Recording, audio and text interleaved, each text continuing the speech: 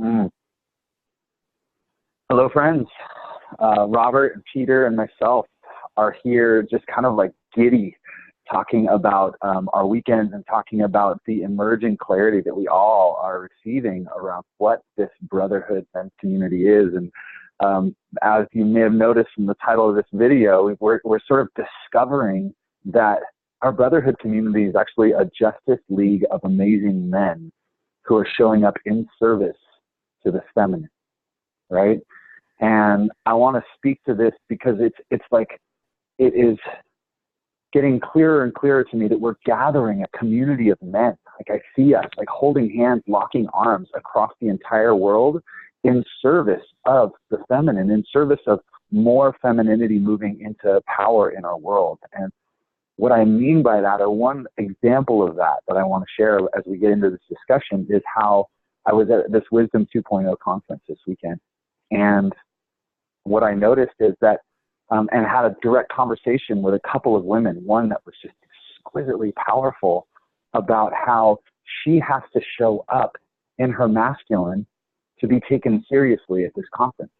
She can't be in her beauty and her feminine because she'll be perceived as being some sort of object of desire or trying to seduce men. She has to be in her masculine just to be taken seriously in this space. And it just crushes my heart that femininity and power not only don't even really go together in many sentences in our life, but that we're seeing the feminine strangled so tightly by this patriarchal sort of water that we swim in. And so that's what we're here to discuss. And I just love to hear what comes up for both of you guys. I want to add just like a clarification. You said femininity and power, but actually like femininity is power. So it's like it's, in my judgment, the richest expression of power. It's the source of energy and of life. And then there's masculine power as a different type.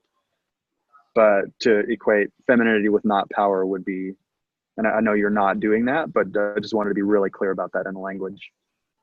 Yeah, no, I'm actually pointing to how tragic it is that it's not commonly sort of held together. Our whole concept of power is very masculine. Force. It's power over. It's getting what you want at the expense of whatever needs to be spent, you know? And that's not feminine power at all. I still don't know exactly what feminine power is. It's a fucking mystery. It's this beautiful, rich mystery to me that I am getting to be in service of and discover along the way. But yeah.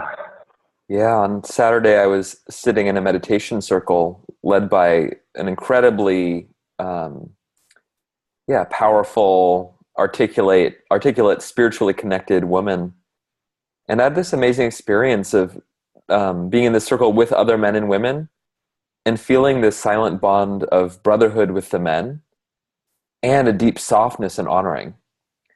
Like our job wasn't to lead.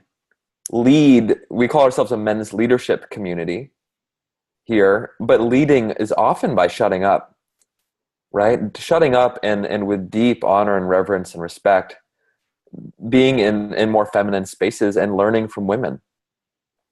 I have this thing that I keep saying about women and the feminine, and feeling like as men in male bodies, we don't want to co-opt the feminine. Like the feminine archetype or energy is ours. It's built in us.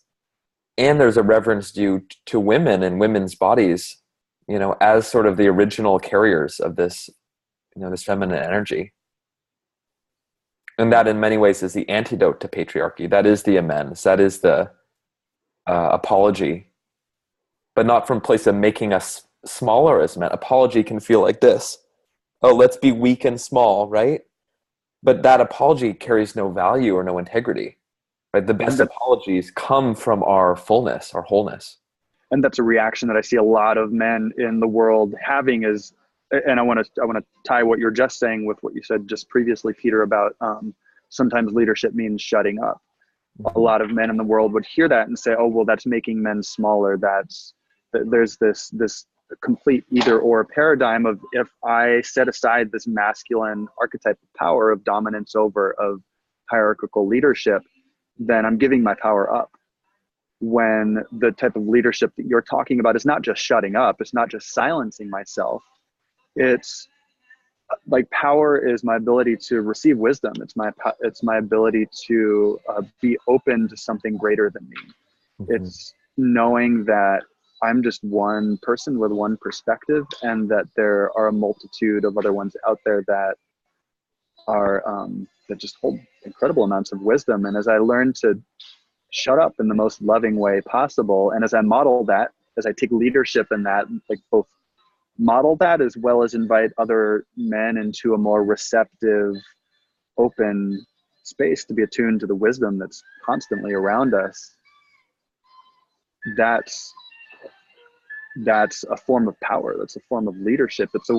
There's this distinction that I love, that there are leaders who create more followers, and that would be in this traditional hierarchical masculine leadership structure. And there are leaders who create more leaders. Mm. And it really is like, in me being a leader, I'm devoted, I'm of service, I'm of devotion to other people stepping that much more fully and like, you know, like bypassing me in my leadership position or going beyond me or anything. Like, I would love nothing more than to see this this has been one of the visions I've held for this community of men that we're growing together from the start, which is that it grows beyond me. I would love nothing more than this, than me to be, what's the word when a part gets too old? Obsolete. Obsolete. I would love. And I'm going to challenge you, Robert. You already are. I already am. Like, our community is like, this is a self-organizing movement. Anytime we lie to ourselves and say that we're required for this, like, we are, but only for our small piece. All that's required of us is just to show up to this meeting, make this one video, right? It's happening. I see men building bridges and overcoming, I'd say, just a great sense of shame. That's how I experience the main thing in the way of us as men is like, you know, how do we connect with each other when we're ashamed of ourselves? We're ashamed of our ancestors. We're ashamed of patriarchy. And when we don't even realize it, mostly. Totally. Mostly unconscious. And it just shows up as that sort of like two magnets repelling each other. Like, how do I get in there from my heart to another man's heart? You know? Right. Without those. And when that shame is lurking so deep down, and it's so terrifying to look at, right? Like, nobody wants to feel shame. Shame is maybe the hardest sort of thing to entertain in our system, right? And so in order to not feel shame, so many men are in denial of the toxicity of patriarchy, right? Of the horrible things, of the conditions for the feminine, for women in this culture. And so there's like a fear, and there's like, I'm not ashamed. And it's like, you actually don't have to be ashamed. It's not about being ashamed. It's about acknowledging the shame. The shame isn't mine. It's not personal. It's genetic. It's ancestral. It's part of the process. And we as individual nodes in this collective body are being called to actually allow, to entertain, to feel deeply that collective shame, and to express it and honor it and have it carve us out so that we have the courage and the spaciousness and capacity to show up to every interaction with every woman as a representation of the sacred masculine, as a representation of men. I've had several conversations. It kind of keeps happening. The more I embody my sacred masculinity, the more I embody this integral self that I'm cultivating, the more I'm in these conversations with women where, with tears in both of our eyes, I can see them. I can see what they have been how they have been put down and how they have been suppressed in their power in the world. And I just say, I'm so sorry. I am so sorry for the ways that your power has been suppressed and dismantled. I'm so sorry for the ways that you have felt afraid to be in the world. And it's just this powerful moment of reconciliation that actually comes because I'm showing up in impeccability and honesty, and my apology is not coming from fear or disempowerment. It's coming from a sense of true empowerment, right? True reconciliation. What that brings up is how much responsibility that story demonstrates. And I often feel like our shame is actually avoiding our pain, and being human is a pain in the ass. It's amazing. It's a privilege. It's a pain in the ass. Being in community is painful. Other people's bullshit and our own bullshit is painful to be with. Right? And can we lean into that and take responsibility for our piece in the collective? Right? Can we just show up at the table with all of who we are and not give our energy over to shame? It's not easy being a mature human and showing up to the table. It is fierce. Every moment, this moment, showing up with an open heart and responsibility is hard. And I think our greatest collective challenge is being willing to be in that pain and to stay open around it and stay oriented towards love from within it. And we're being called to task. And to not get confused that we are that. For men, especially, to not get confused that I am a bad man. That's a loop that's running on deep levels for a lot of men. Yeah, that difference. We had an amazing call last week for our leadership integration training with Alexis Morgan, a friend of mine who's a social justice writer. And one of her main pieces was around the difference between behavior and who you are. She says people being called a racist is considered the worst thing ever, like you're a bad person. She's saying it's not, it's about your behavior. And as soon as we can learn to decouple those, this shows up with men who've been sexually harassing or abusing women. To look at that as a behavior, not as damning. A behavior that's been learned. That's been learned, right? That comes from hurt and pain. And not to, punish or ostracize the abuser, right? But look at the behavior as something that needs to change. That's a sort of transformative justice rather than punitive justice that we stand for here. Yes. And you know what, when I was at Wisdom 2.0 this weekend and I watched Tarana Burke be interviewed by Soren Gordham, or one of the founders of Wisdom 2.0, one of the things that brought me to tears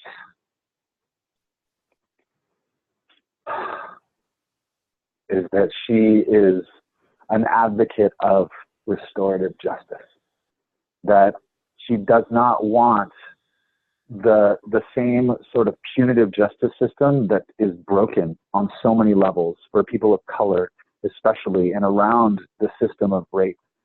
She does not want that system to continue, and that she sees one of the greatest sort of outcomes of this movement is to make more visible and more accessible restorative processes, restorative justice. And that just like melted my heart, and my weekend felt complete the moment that I heard her share that from her radically embodied, powerful, humble, beautiful self. Yeah. And I just want to say restorative doesn't mean soft either. One of my favorite couples therapists, Terry Real, talks about this. He says often you have dynamics between men and women where men are in sort of a cultural one-up position, where they're arrogant and hardened, and a woman's holding all the emotional pain, because of his bullshit. And he says it doesn't help to ask him how he's feeling because he's numb. You ask her to tell him how she's feeling and confront him with the impact. This is the impact you're having to break through some of that numbness. To me, that's included in this model of restorative justice. It's not, being soft and lovey-dovey with everyone. Sometimes that love is very fierce, and it doesn't sacrifice the person, doesn't throw him under the bus. Yeah. So where do we wrap up around this conversation? I don't think we ever wrap it up, sadly. I think we got decades more in us, huh? I think we leave it at a juicy ellipsis and invite everybody who is exposed to this, anybody who watches this, please tell us about your experiences. What comes up for you? Like, I want to hear the outrage. I want to hear the resistance and the bullshit, and I want to hear the thank you so much for saying that, and all the places in between. Like, what gets inspired in you? We're here. All we are is a probe. We are just this little probe, and whatever happens when you watch this video is amazing and beautiful, and we hope you'll share it in the comments so that we can be in a collective conversation around these things that matter so much to all of us. So thank you for listening. Thank you, Robert and Peter, for your beautiful words and desires and intentions. And we are gathering a group of men to go into a very deep container called the Brotherhood Men's Leadership Retreat this weekend in Santa Cruz, California, to do some of the deepest, most powerful work that I've ever been exposed to with men who want to change the world and who have to understand and befriend their shadows and all the feelings that they have been terrified to experience and express in order to do that in a space of brotherhood and play and joy and fun and deep, deep intimacy. So if you know a man, maybe he's the one sitting in your own warm skin right now who'd like to really level up, we would welcome you reaching out to any one of us. Thank you all so much. Yeah. And what I'll say about that is it's, 5 days away now? It's sort of insane, but there's a way that people sort of come in and bail at the last minute, and there's some magic to that. Mm-hmm. So if you feel you're supposed to be there, please trust that feeling and reach out. Ahoy. All right. Ahoy. Ahoy, by the way, we'll let you in. Ahoy is what we say in our men's group instead of aho. It's like a pirate style to acknowledge when someone's spoken. So honoring your listening, honoring what we shared. Ahoy, and see you around. Bye-bye.